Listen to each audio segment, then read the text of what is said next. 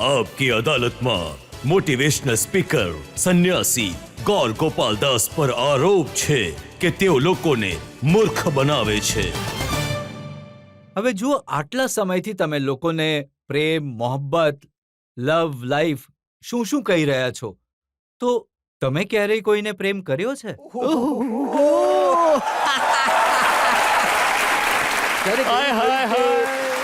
કોઈને જોઈને તમને લાગ્યું કે દિલ મેં બજી ઘંટિયા ટન ટન ટન?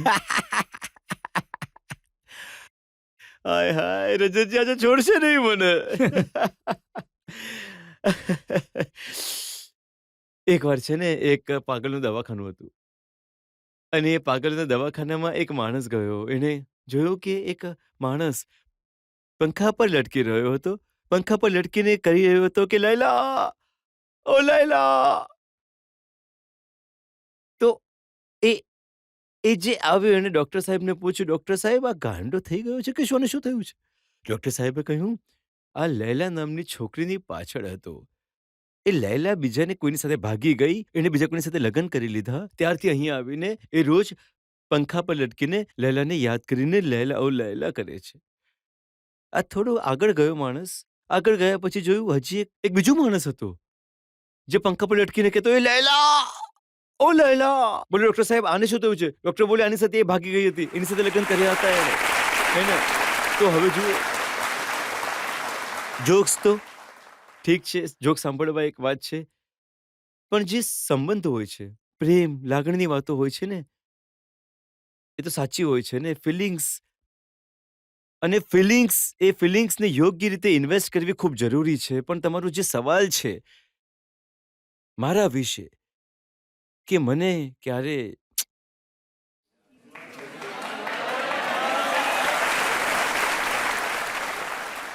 શું મારી જિંદગીમાં કોઈ અનામિકા હતી? નામ જ નથી અનામિકા। ઓનેસ્ટલી કહું, હું છે ને સ્કૂલમાં ઘણો એકેડેમિક છોકરો હતો। લોઅર મિડલ ક્લાસથી આવ્યો છું। ભણવું ઘણું જરૂરી હતું, સપના હતા। दिल है छोटा सा, छोटी सी आशा, मस्ती भरे मन की भोली सी आशा, चांद तारों को छूने की आशा, आसमानों में उड़ने की आशा। એમણે પૂછ્યું કે ક્યાં ગઈ આશા? મારી માનું નામ આશા છે જી।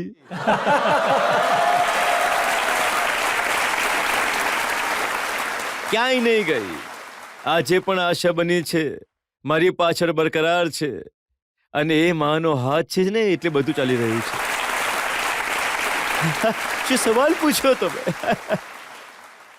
તો મારા પણ સપના હતા અને એ સપનાની પાછળ પડીને બાળપણમાં સ્કૂલ, કોલેજમાં ભણતો રહ્યો, એન્જિનિયરિંગમાં આવ્યો। અને એન્જિનિયરિંગમાં તો તમે જાણો છો કેવું છે, બસ લાગી ગયા અસાઇનમેન્ટ કરવામાં અને બધું કરવામાં, બસ કરતા રહ્યા। કંઈક બનવું છે વિચારતો રહ્યો, અને કરતા કરતા HP ની ઓફર આવી ગઈ, એમાં જતો રહ્યો। એક 5-6 મહિના થઈ ગયા અને અંદરથી આ ઇન્સ્પિરેશન થઈ, સમય જ નહીં મળ્યો સર। જો સમય મળ્યો હોત તો વાર્તા કદાચ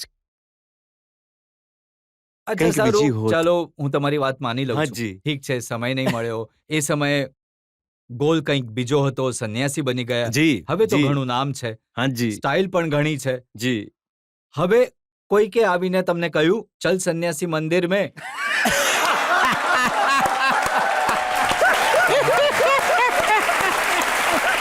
અરે બની તો હું તાળી વગાડું છું જી। કોઈકે તો આવીને કહ્યું હશે કે તેરા ચિંતા મેરી ચૂડિયા મિલકર સાથ બજાએંગે। આ સવાલ માટે તો હું રજતજીને તાળીઓ, we should give a loud round of applause. કે પહેલા તો ચાલો છોડી દીધું, આજે તો એટલી ખ્યાતિ છે, સ્ટાઇલ છે, #મંક સ્વેગ છે, ગ્લેમર છે। ગ્લેમર છે। તો શું કોઈએ નહીં કહ્યું કે ચાલો સન્યાસી મંદિરમાં? જુઓ, મેં એક વાત શીખી છે કે કોઈ પણ સ્ત્રીની, કોઈ પણ છોકરીની, કોઈ પણ માણસની, કોઈના પર વિશે કોઈ ભાવના આવવી એ ખોટું થોડું છે। સંન્યાસી છો કે નથી કોઈ ફરક નથી પડતો. ભાવના આવી એટલે ભાવના કોણ? આપણા મંદિરોમાં છે ને આજકાલ છોકરાઓની ઘણી ભીડ થાય છે કારણ કે ત્યાં જ તો શ્રદ્ધા, ભક્તિ, જ્યોતિ, પૂજા, આરાધના, શાંતિ બધી જ ત્યાં મળે છે. તો એટલે છોકરાઓની ઘણી ભીડ થઈ જાય છે. જુઓ, કોઈ પણ સ્ત્રી પુરુષ કોઈ પણ માણસના મનમાં કોઈના પણ માટે કોઈ ભાવના આવવી, કોઈ ફિલિંગ્સ આવવી, શું એ ખોટું છે? બિલકુલ નહીં. ઘણીવાર ઇન્સ્ટાગ્રામ પર આવે છે આવા messages, by the way this is not hoax. આમનો સવાલ ઓન પોઈન્ટ છે. આવે છે અને મેં એમાં ક્યારેય કોઈ ભૂલ નથી જોઈ. માણસ છે, આ ફિલિંગ્સ થાય છે. અને જોને એમની ઓનેસ્ટીને તો તાળીઓ તો આપવી પડી ને. કહી દીધું એમણે, મનમાં લઈને ફરી નથી રહ્યા. એ કહી દીધી એમણે પોતાની વાત ઓનેસ્ટલી. શું મારે ઓનેસ્ટ ફિલિંગ્સને ફોલોઅપ કરવી છે કે નહીં? એ જરૂર. ઘણીવાર લોકો મને કહે છે ને કે એકવાર એક વ્યક્તિ આવ્યો મારી પાસે અને કહેવા લાગ્યો, સર લગ્ન કરેલો છું, ઘણો પરેશાન છું સર, લગ્નના પ્રોબ્લેમ્સનું કોઈ સોલ્યુશન છે શું સર? મેં કહ્યું, ગાંડા, સોલ્યુશન હોત તો હું સાધુ કેમ બનતો?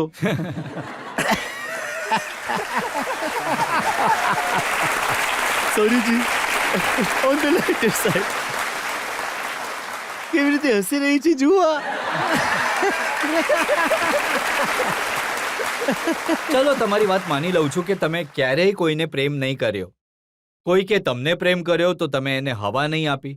મેં ક્યારેય નથી કહ્યું કે મેં કોઈને પ્રેમ નથી કર્યો. મેં મારી માને પ્રેમ કર્યો છે, મેં મારા પિતાને પ્રેમ કર્યો છે. મેં ક્યારે કહ્યું મેં પ્રેમ નથી કર્યો? મેં ક્યારે કહ્યું મેં પ્રેમ નથી કર્યો? શું પ્રેમનો અર્થ માત્ર છોકરા છોકરી વચ્ચેનો પ્રેમ હોય છે? આજના પ્રેમની પરિભાષા તો એક જ થઈ ગઈ છે. તો પ્યાર આપણે જ્યારે વિચારીએ છીએ તો આપણને એક જ કોનોટેશન આવે છે, પુરુષ અને સ્ત્રીની વચ્ચેનો પ્રેમ. મેં મારી મા સાથે પ્રેમ કર્યો, મેં મારા પિતા સાથે પ્રેમ કર્યો છે, મેં મારા મિત્રોને પ્રેમ કર્યો છે, મેં મારા ગુરુજીને પ્રેમ કર્યો છે, મેં મારી સાથે બધા જે રહે છે એમને પ્રેમ કર્યો છે, મેં મારી સાથે જ બધા રહે છે એમને બહુ જ પ્રેમ કર્યો છે. આ બધાએ તમને પ્રેમ કર્યું છે. આજ તો બધા લોકો બેઠેલા છે જે બોલી રહ્યા છે, આ શું બોલી રહ્યા છે, હું ફેન છું, હું આ છું, હું તે છું, હું કોણ છું જી? આ લોકોએ મને ફેન બનાવવા માટે પ્રેમ કરી રહ્યા છે, ત્યારે જ તો હું બન્યો છું. પણ આ લવ ગુરુ કઈ રીતે બની ગયા? તમે લોકોને કહો છો નવયુવાનોને કે સંબંધો કઈ રીતે નિભાવવાના છે? જુઓ, લવ સ્ટોરી કેવી રીતે થાય છે જાણો છો? લગ્ન પહેલા શું હોય છે? Roses are red, the sky is blue. Roses are red, the sky is blue. You are my sweetheart, I love you. લગ્ન પછી Roses are dead, I am blue. Stop your nonsense or I'll kill you. sorry.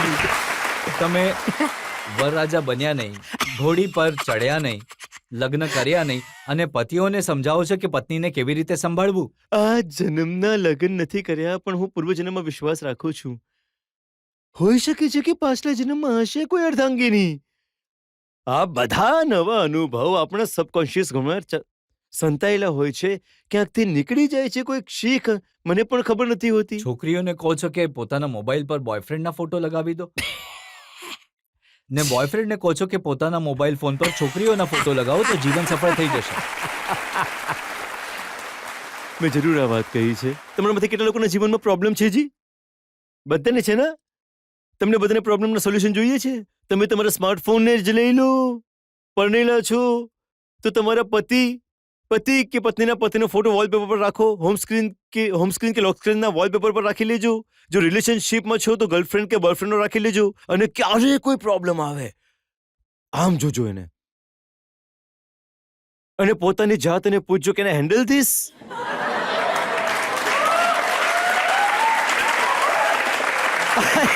I can handle any damn thing. હવે જુઓ, રજતજી પર હું આજે આરોપ લગાડી રહ્યો છું.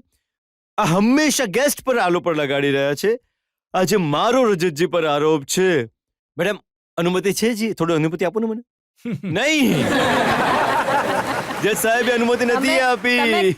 તમે કઠેરામાં છો. હું કટકરામાં છું. હું મુદ્દો રાખી શકું છું જજ સાહેબ? રાખી શકો છો. ઠીક છે, તો હું મુદ્દો જરૂર રાખું છું. જુઓ, એવું છે ને કે મારા જે જોક્સ છે ને આઉટ ઓફ કન્ટેન્ટ્સ ઘણા ફરે છે. જે કોન્ટેસ્ટની આગળ કહેલી વાત હતી, હવે વિચારો તમારા જેવા નવયુવાન લોકો આવીને ક્યારેક સેશનમાં બેસો અને હું ઊંડાણપૂર્વકને વાત કહેવા માંગુ છું વગર કોઈ હસી મજાક ચીલ કર્યા વગર, તો હું ઊંડી વાત પહોંચે કઈ રીતે? જો હું ઊંડી વાત પહોંચાડવી હોય તો પહેલા દિલને ખોલવું પડે છે. દિલ ખોલતા પહેલા થોડું હસી મજાક કરવું પડે છે, ચીલ મસ્તી કરવી પડે છે, અને મસ્તીમાં ધીરે ધીરે ધીરે એ વાત અંદર સુધી પહોંચે છે. તો આના માટે હસી મજાકની રીત તો વાતને પહોંચાડવાની રીત છે. તો ક્યારે કહી દીધી હશે તો આ વાત કહી દીધી હશે, ક્યારેક એ વાત કહી દીધી હશે. પણ તમારી એક વાત તો- જરૂર કહીશ, એક વાત જરૂર કહીશ, દિલથી કહીશ. ઇંગ્લિશમાં હું હંમેશા કહું છું, never laugh at somebody, laugh with somebody. કોઈના પર ના હસો પરંતુ કોઈની સાથે હસો. અને આ માટે હું જ્યારે હસું છું ને તો એમની સાથે હસું છું, પોતાની જાત ઉપર પણ મજાક કરું છું, તો ખોટું નથી લગાડતું જી. વેન આઈ લાવ ધેમ સિંગ મેરીડ પીપલ લાઈક ધેટ, એ તો બસ એક જોક છે. જે જેટલું આદર હું ગ્રહસ્થી લોકો માટે કરું છું, જેટલું આદર હું સ્ત્રીઓનું કરું છું, જેટલું એમને સન્માન આપું છું, એ દેખાય છે. અને એક હાથે જે આઉટ ઓફ કોન્ટેન્સ થઈ ગયો છે એવું લાગે છે. તો આપણે જનતામાંથી સવાલ લઈશું. તમારા લોકોમાંથી કોઈ સવાલ પૂછવા ઈચ્છે છે? સર મારો સવાલ તમને એ છે, શું તમે ફિલ્મો જુઓ છો? તમારી કોઈ ફેવરેટ હિરોઈન છે? हाय हाय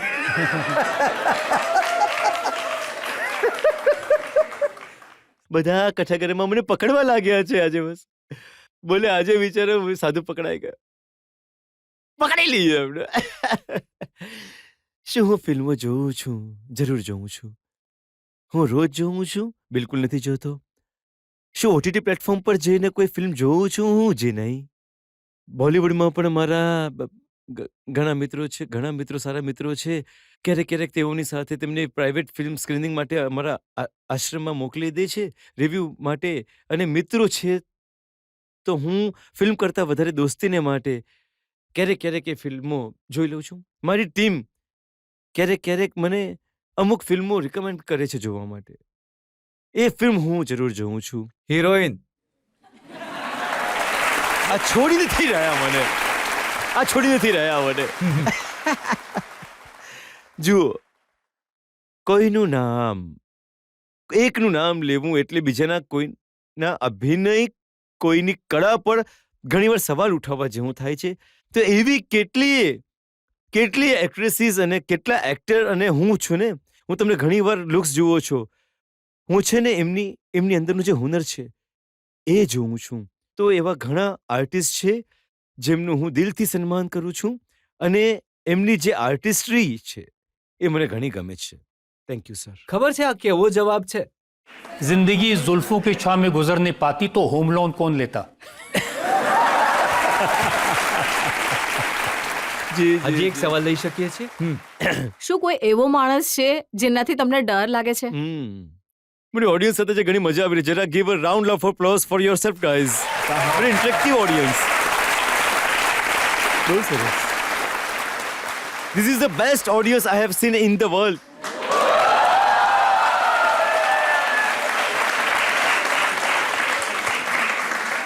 But I say that everywhere I go. Just joking. તો તમારો સવાલનો જવાબ છે કે મને પણ શું કોઈનાથી ડર લાગે છે? હું છે ને યુએસ ગયો હતો અને મારા એક મિત્ર હતા, એમની સાથે રોકાયો હતો. તો એમણે મને ક્યાં કહ્યું, ગુરુજી સ્કાય ડાઇવિંગ કરશો? તો મેં એમને કહ્યું ચલો કરી લઈએ.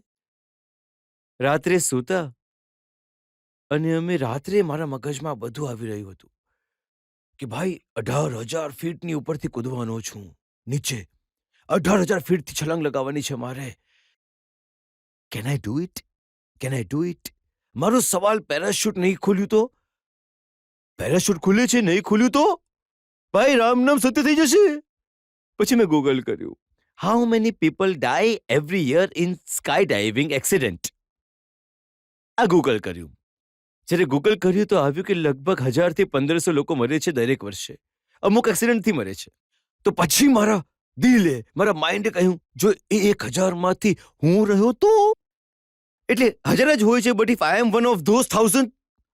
પછી મારા મગજે કહ્યું, જે મારી સાથે હશે, જે મારી પાછળ સ્ટ્રેપ હશે, એ સાથે આવે છે એક્સપર્ટ, એનું રિસર્ચ કરીએ, એની એક ઘણી જાણીતી એકેડેમી છે, એનું રિસર્ચ કર્યું. એણે લગભગ 20 વર્ષથી સ્કાય ડાઇવિંગ કરી રહ્યો છે, એક પણ એક્સિડન્ટ નથી કર્યું. મેં કહ્યું એક પણ એક્સિડન્ટ નથી થયો? મારું દિલ કહી રહ્યું છે કાલે થયું તો. તમે બધા પોતપોતાના એક્ઝામ્પલ આપો, કેવા કેવા આપણા મનમાં સવાલ કન્ઝર્વેશન ચાલે છે. કાલે થયું તો મેં કહ્યું કાલે થયું તો હવે જો થશે થશે જ. તો હવે મારે નક્કી કરવાનું છે કે આ એક્સિડન્ટનું રિસ્ક લઈને મારે જવાનું છે કે ડરના મારે પથારીમાં પડીને સુસ્ત રહેવું છે. મેં કહ્યું રિસ્ક તો થોડું ઘણું ક્યાંક લેવું પડશે. ગયો તો એ ફોર્મમાં સાઇન કરવી પડે છે તમારે કે જો તમને કંઈક થઈ જાય તો તમારી જવાબદારી તમારી. તો મેં સાઇન કરી દીધી. પ્લેન ટેક ઓફ થયું.